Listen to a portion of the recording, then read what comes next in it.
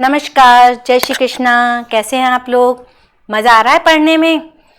पिछले लेक्चर में हमने कॉनकेव कॉन्वेक्स दोनों मिरर्स के इमेज डायग्राम से भी पढ़े, बहुत ही इंटरेस्टिंग वे में पढ़े। अच्छा लगा होगा आपको बनाने में, लेकिन उसको हमें क्या करना है? बना के देखना है। केवल ऐसे लिख दिया, कर लिया, देख के समझ लिया, वैसे नहीं होगा। इमेज डायग्राम को आपको हाथ से बनाना है। हाथ से बना दोगे तो अच्छे से समझ में आएगा, कभी भी नहीं भूलेंगे आप लोग। ये बात मेरी याद रखना, जब एग्जाम में आप लिखने जाओगे ना तो आपको याद आएगा कि हाँ मैम ने कहा था लिख के करो, इसलिए हमें अच्छे से याद हुआ। ठीक है, जैसा हमने पिछले लेक्चर में अवतल और उत्तल दोनों तरह के मिरर के बारे में पढ़ा, मिरर से रिलेटेड जो भी इंपॉर्टेंट डेफिनेशंस है वो पढ़ी, रिफ्लेक्शन क्या होता है, परावर्तन क्या होता है वो हमने डिटेल में पढ़ा।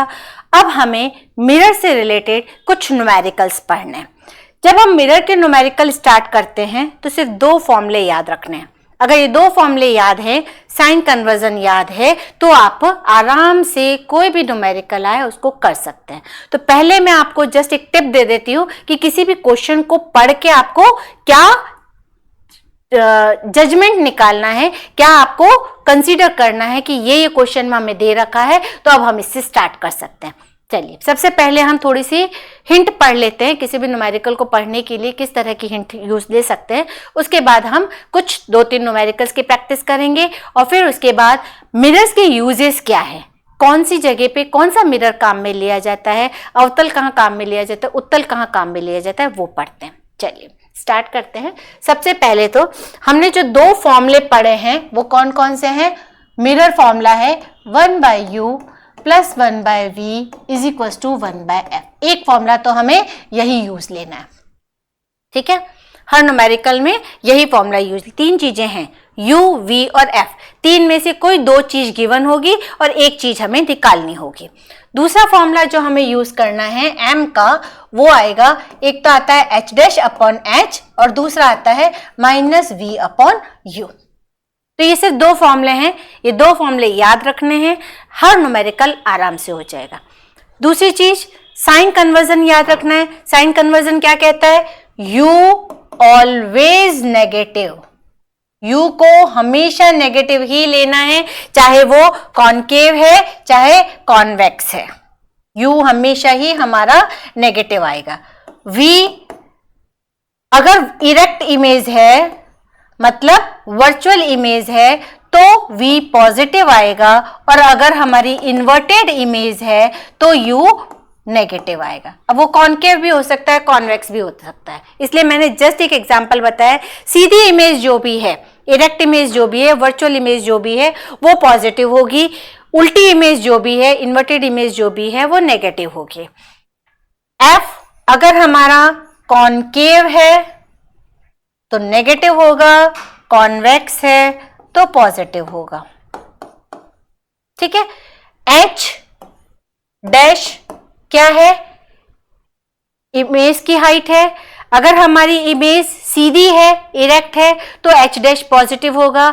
अगर हमारी इमेज उल्टी है, इन्वर्टेड है, तो h' नेगेटिव होगा। लेकिन जो हमारा h है वो ऑलवेज पॉजिटिव होगा। बस ये टिप्स याद रखनी है आपको।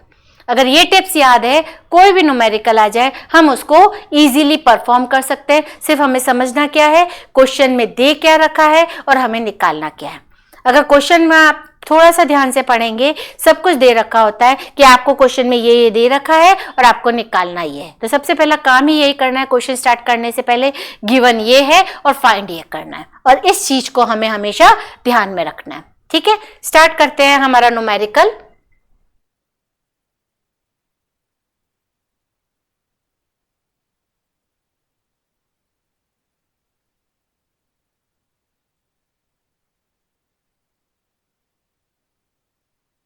फर्स्ट न्यूमेरिकल है 1/3 आवर्धन प्राप्त करने के लिए वस्तु को कहां रखा जाना चाहिए यदि किसी वस्तु को उत्तल दर्पण से 60 सेंटीमीटर की दूरी पर रखा जाता है तो उत्पन्न आवर्धन 1/2 होता है। थोड़ा सा ट्रिकी है क्वेश्चन, समझना है ढंग से। क्या कह रहा है?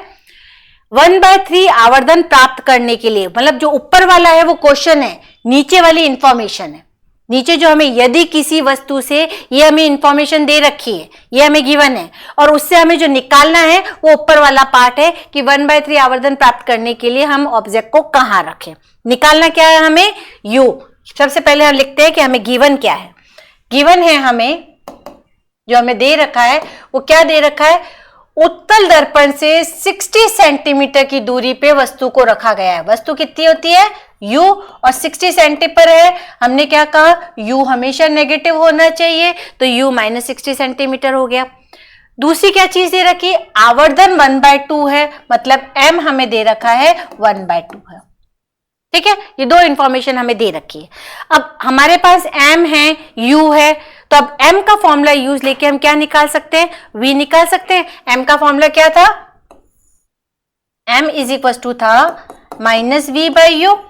ठीक है, हमें v निकालना है, तो v = -mu। ठीक है, -m है 1/2 और u है -60, माइनस से माइनस प्लस हो गया, 30 सेंटीमीटर हमारा v निकल गया। अब v अगर पॉजिटिव है, ये क्या बता रहा है, मिरर हमारा कैसा होगा, कॉनकेव भी हो सकता है, कॉन्वेक्स भी हो सकता है। इमेज हमारी कहाँ बन रही है, मिरर के राइट साइड में बन रही है। ठीक है, अब हमारा मिरर कॉनकेव है या कॉन्वेक्स है वो किससे पता चलेगा, फोकल लेंथ से पता चलेगा। अब हमें मिरर फॉर्मूला को यूज लेना है, तो मिरर फॉर्मूला होता है 1/u + 1/v = 1/f। हमारे पास u है, v है, हम f निकाल सकते हैं। 1/-60 + 1/30 = 1/f। क्या करेंगे, 60 एलसीएम लेंगे, -1 + 2 = 1/f, -1 + 2 तो +1/60 = 1/f। f कितना निकल गया, 60। f पॉजिटिव है, इसका मतलब हमारा मिरर कौन सा हुआ, कॉन्वेक्स मिरर हुआ।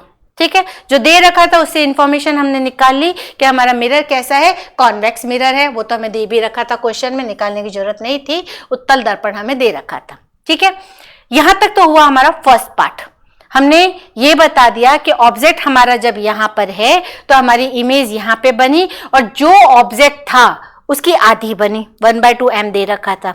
अब क्वेश्चन कह रहा है कि हमें इमेज को 1/3 करना है और छोटा करना है, तो ऑब्जेक्ट को कहाँ रखा जाए। ठीक है, v हमारा वही रहेगा जहां पहले था, v की पोजीशन वही रहेगी, इमेज की पोजीशन वही रहेगी, फोकल लेंथ वही रहेगा, सिर्फ हमारा u चेंज हो रहा है। हमने क्या कर दिया, इमेज को और दूर ले जाना है, ऑब्जेक्ट को और दूर ले जाना है या और पास लाना है, वो हमें बताना है कि इतनी ही फोकल लेंथ को यूज करना है, इसी v को यूज करना है, m 1/3 करना है, तो u कितना आएगा। तो इसी चीज को इंफॉर्मेशन को हमें यूज करना है इस वाले फॉर्मूले में। अब हमें क्या करना है, v को 30 लेना है, m को 1/3 लेना है और u फाइंड करना है। ये हमारा क्वेश्चन था।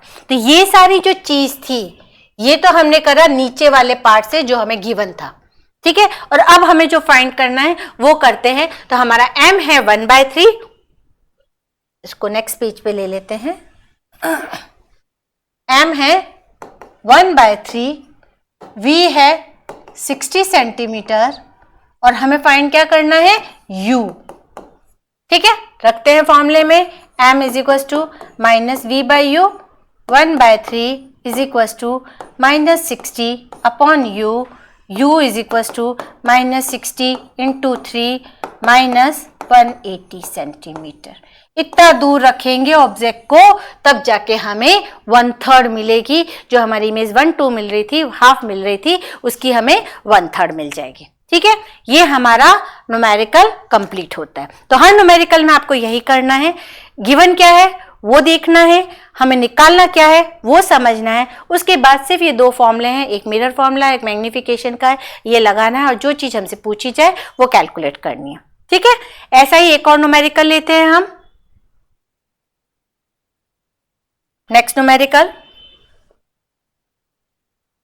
इसी तरह के न्यूमेरिकल एग्जाम में भी आपसे पूछे जाते हैं। एक अवतल दर्पण है, यदि वस्तु की दूरी 11 सेंटीमीटर है और उसकी फोकल लंबाई 11 सेंटीमीटर है तो छवि की दूरी ज्ञात कीजिए। क्वेश्चन क्या कह रहा है हमें, क्वेश्चन कह रहा है, अवतल दर्पण है और फोकल लेंथ उसकी 11 सेंटीमीटर है। तो अवकल लेंथ के लिए, कॉन्वेक्स लेंस के लिए फोकल लेंथ नेगेटिव होती है, तो गिवन हमें क्या हो गया, गिवन हो गया f is equal to -11 centimetre. मैंने क्या कहा था पहले भी आपको, क्वेश्चन में कभी भी ये गिवन नहीं होगा कि नेगेटिव माइनस लेना है, वो आपको क्वेश्चन देख के ही समझना है। अवतल है तो फोकल लेंथ नेगेटिव होगी, उत्तल है तो फोकल लेंथ पॉजिटिव होगी। तो यहाँ पे सिर्फ हमें ये दे रखा है कि अवतल दर्पण है और उसकी फोकल लंबाई 11 सेंटीमीटर है। हमें ये चीज पता है कि अवतल होता है, उसके लिए फोकल लेंथ नेगेटिव होती है, इसलिए हमने लिख दिया कि f कितना है, -11 आ गया। दूसरा क्या कह रहा है, वस्तु की दूरी 11 सेंटीमीटर है। वस्तु की दूरी क्या होती है, u, और उसको भी हमेशा नेगेटिव ही लिया जाता है, तो -11 सेंटीमीटर। ठीक है, हमें क्या फाइंड करनी है, छवि की दूरी, मतलब इमेज की डिस्टेंस, की इमेज कहां बनी है वो बताना है। इसका मतलब हमें v फाइंड करना है। क्वेश्चन देख के हमने पता लगा लिया क्या दे रखा है और क्या निकालना है। ठीक है, अब हम सिंपल हमारा जो मिरर फॉर्मूला वो लगा देते हैं, 1/u + 1/v is equal to 1/f। f दे रखा है, v निकालना है, 1/u को उधर ले लेते हैं, तो 1/v is equal to 1/f minus 1/u। अब सिर्फ f और u की वैल्यूज पुट कर दी जाए, 1/v is equal to -1/11 minus 1/-11।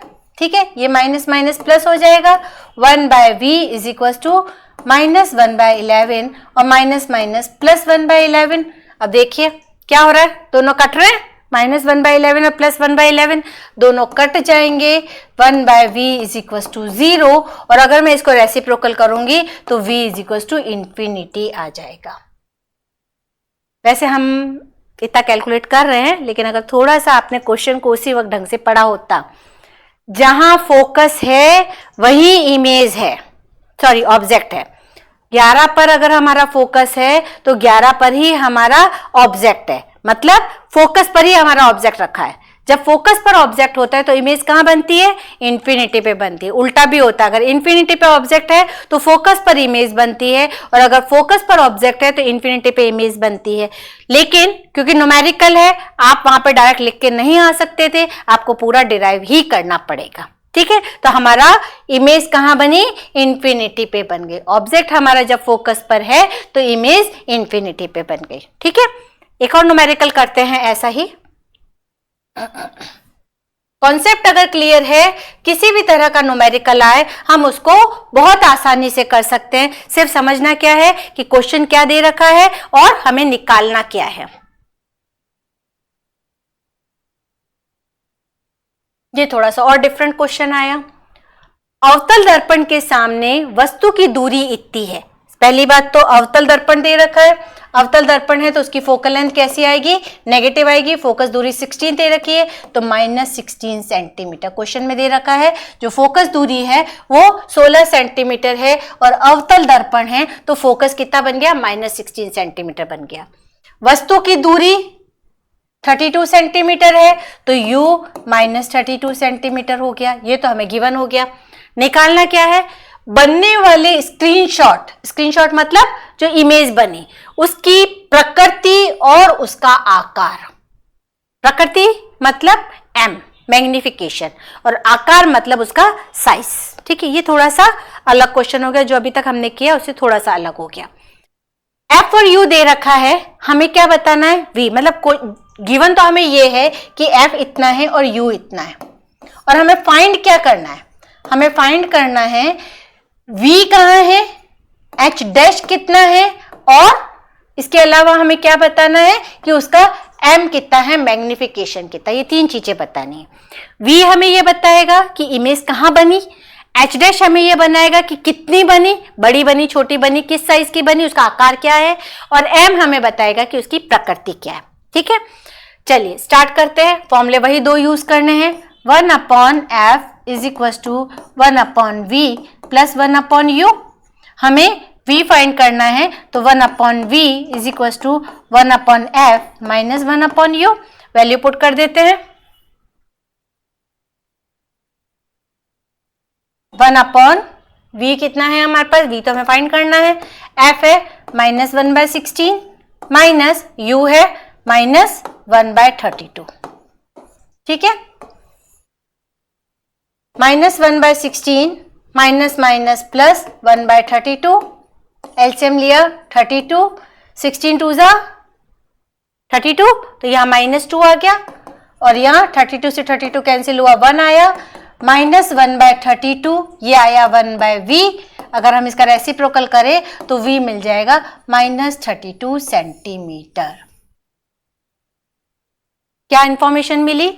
जहां जितनी दूरी पर ऑब्जेक्ट था इमेज भी हमें वही मिला, माइनस मिला है। मतलब जैसे अगर मैं इसको लेंस को बनाती हूँ, मिरर को बनाती हूँ, ये हमारा मिरर है, मेरा ऑब्जेक्ट अगर यहाँ पर है तो मुझे इमेज भी यही मिली है।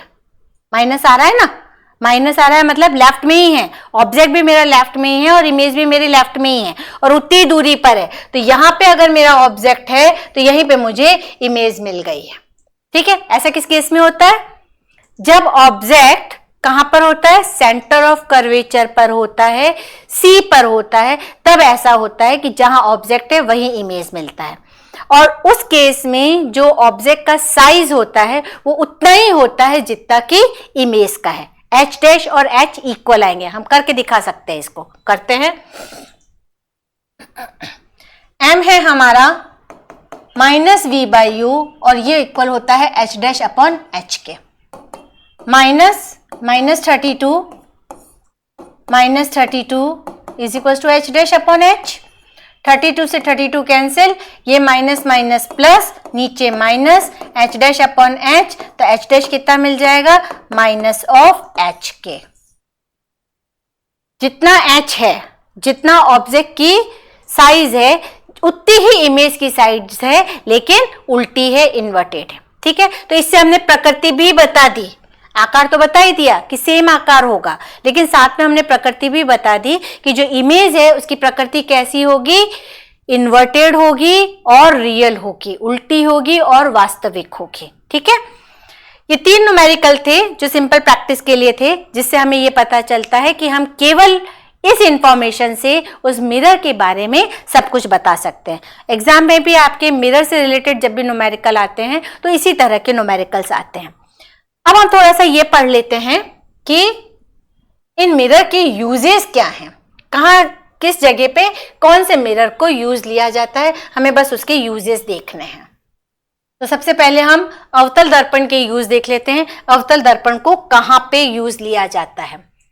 सर्च लाइट, टॉर्च और हेडलाइट, इनमें हम कौन सा काम में लेते हैं? अवतल दर्पण को काम में लेते हैं। शेविंग मिरर और मेकअप मिरर, कौन सा?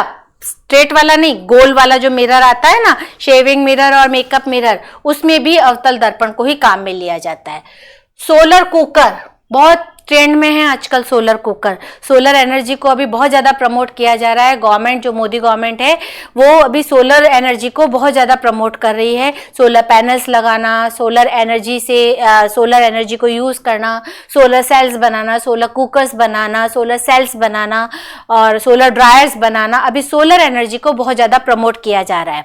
अगर आप फ्यूचर में बीटेक या इंजीनियरिंग करना चाहते हैं तो मेरा सजेशन है कि सोलर एनर्जी का पार्ट लीजिएगा, क्योंकि आने वाले टाइम में जितने भी हमारे रिन्यूएबल सोर्सेस हैं वो सारे खत्म होने वाले हैं, कुछ भी नहीं बचने, जो नॉन रिन्यूएबल सोर्सेस हैं वो सारे खत्म होने वाले हैं, कुछ भी नहीं बचने वाला है। तो उस टाइम पे जो रिन्यूएबल सोर्सेस हैं जो हमें कंटिन्यूशन में मिलते रहते हैं, जैसे कि सन है, विंड है, वाटर है, सिर्फ यही हमारे आगे काम में आने वाले हैं। पूरी की पूरी जो दुनिया है या हम कहें प्रकृति है, अब वो उल्टी चल रही है। पहले तो हमने क्या किया, पहले यही सब होता था, सन में ही खाना बनाया जाता था, सन में, आजकल तो सन बात लेने के लिए लोग पता नहीं कितने कितने पैसे खर्च करते हैं, लेकिन पहले क्या करते थे, आराम से धूप में सो जाया करते थे। वही तो है सन बात, और क्या है। ठीक है, तो सोलर पे मैं आप लोगों को जस्ट एक सजेशन दे रही हूँ कि अगर आप लोग आगे बीटेक करना चाहते हैं और अगर आपका इंटरेस्ट है तो सोलर जो टेक्नोलॉजी है उस पे कीजिएगा। जो सूक्ष्मदर्शी और दूरबीन्स बनते हैं, जो टेलीस्कोप्स और माइक्रोस्कोप्स बनते हैं, उसमें भी हम अवतल दर्पण को ही काम में लेते हैं। डेंटिस्ट दांतों को चेक करने के लिए जो मिरर काम में लेते हैं उसमें भी अवतल दर्पण ही काम में लिया जाता है। आंखों के लिए भी जो ENT के अंदर हम जाते हैं उसके अंदर भी आप क्या करते हैं, इसी को ही कॉनकेव मिरर को ही काम में लिया जाता है। तो ये कुछ सिंपल यूजेस हैं जो हम डेली लाइफ में कॉन्केव मिरर को यूज लेते हैं। इसी तरह से हम अवतल दर्पण के यूजेस पढ़ लेते हैं कि अवतल दर्पण को कहां कहां कैसे कैसे यूज लिया जाता है। कई जगहों पर सर्च लाइट, टॉर्च और हेडलाइट में अवतल दर्पण को उत्तल दर्पण को भी काम में लिया जा सकता है। एक मिनट,